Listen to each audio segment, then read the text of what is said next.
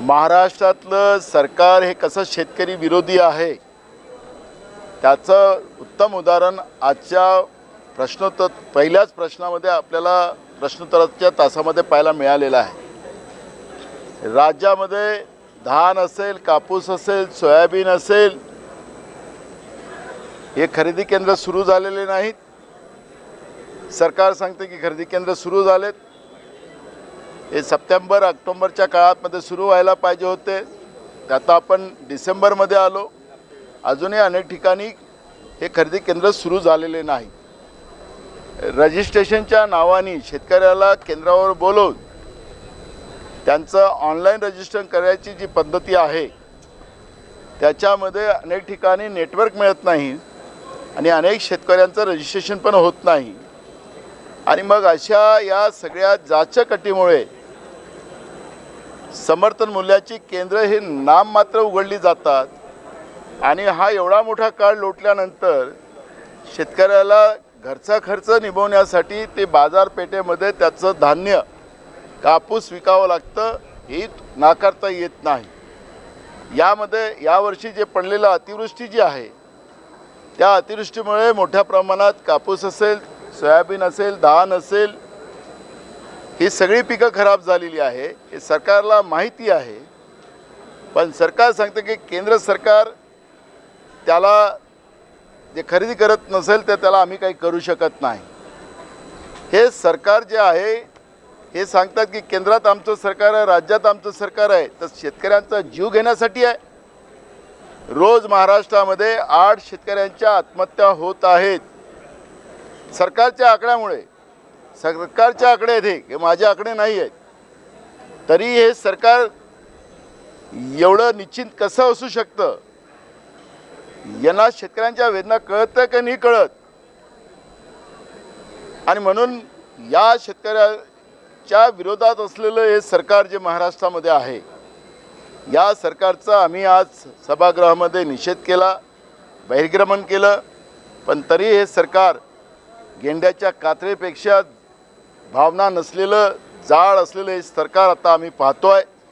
आणि म्हणून महाराष्ट्राच्या शेतकऱ्यांना मी आवाहन करतो की या आत्महत्या करू नका, या सरकारलाच आत्महत्या कशी करायला लावता येईल याच्यासाठी सगळ्यांनी एकजूट व्हावं असं आवाहन मी करतो।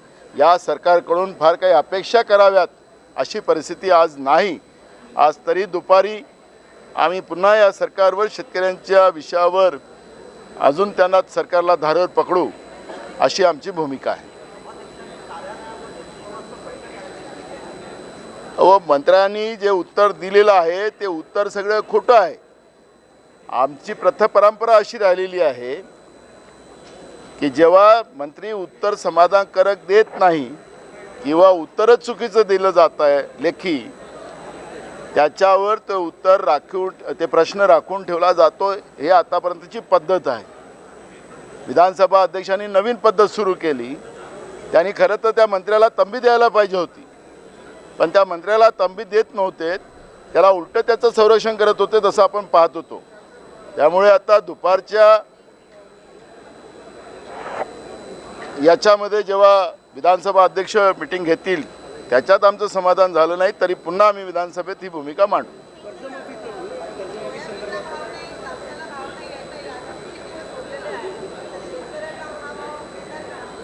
मिळणारच नाही, त्यांनी मान्य केलं। त्यांच्या पक्षाच्याही आमदारांनी भूमिका मांडली की कमी भावामध्ये खरेदी केला जातो आहे, हे त्यांच्या पक्षाच्याही आमदारांनी मांडलेलं आहे। म्हणजे हे सरकार कसं झोपी गेल्याचं सोंग करते आहे हे त्याच्यातून स्पष्ट झालेलं आहे। आणि म्हणून शेतकरी वाऱ्यावर आणि हे सरकार AC मध्ये आणि तुपाशी आहे, तसंच परिस्थिती आज आपण महाराष्ट्रामध्ये पाहतो आहे। कर्जमाफीचाही प्रश्न आम्ही विचारणार आहोत, पण आपल्याला पुन्हा पुन्हा मी सांगतो की या पुरवणी मागण्यामध्ये 500 कोटी रुपये कर्जमाफीसाठी सरकारने ठेवलेले आहेत, पण हे 500 कोटी या आताच्या कर्जमाफीचे नाहीत। 2014 ते 19च्या काळामध्ये फडणवीस मुख्यमंत्री असताना छत्रपती शिवाजी महाराज स्वाभिमान कर्जमाफी योजना सुरू केलेली होती। शेतकऱ्याला, त्याच्या बायकोला लाईनमध्ये उभं ठेवण्याचं पाप त्या काळात केलेलं होतं। सरकार 19च्या गेल्यानंतर सुद्धा आणि मग पहाटेचं सरकार आल्यानंतर सुद्धा या सरकारनं कर्जमाफी शेतकऱ्यांची पूर्ण करू शकले नाहीत. काही शेतकरी कोर्टात गेलेत.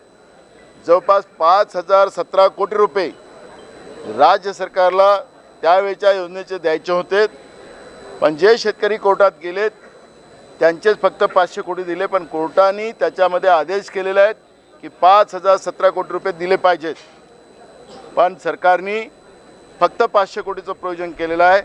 या सरकारचा दिवाळा निघालेला याचा अर्थ तो आहे. विकास कामासाठी पैसे नाहीत आणि शेतकऱ्याला द्यायला पैसे नाहीत, पण राज्याची लूट करणारं सरकार. पार्थ पवाराच्या प्रकरणामध्ये काल हायकोर्टाने ज्या आदेश दिलेत की त्यांना का गुन्हेगार केले नाहीत, त्यांच्यावर का FIR दर्ज केला नाही. महेश पाटील जे सहआयुक्त मुंबई महानगरपालिकेचे आहेत त्याला आयुक्तांनी 1 महिन्याच्या कंपल्सरी सुट्टीवर पाठवलं. हा जो महेश पाटील आहे यांनी कोविडच्या काळात मोठ्या प्रमाणात भ्रष्टाचार केला. काही नेते, काही IAS, काही IPS अधिकाऱ्यांच्या नावाने जमिनी खरेदी केल्या गेलेल्या आहेत आणि सगळ्यांचा हा मेन सूत्रधार आहे. पण आम्ही कारवाई करतो असा दिखावा करण्यासाठी त्याला फक्त 1 महिन्याच्या सुट्टीवर पाठवलं. खरं तर त्याला बडतर्फ करायला पाहिजे होतं, पण बडतर्फ केलं तर आमची पोल खुलेल आणि म्हणून त्याला दाखवायसाठी 1 महिन्याच्या सुट्टीवर पाठवलं.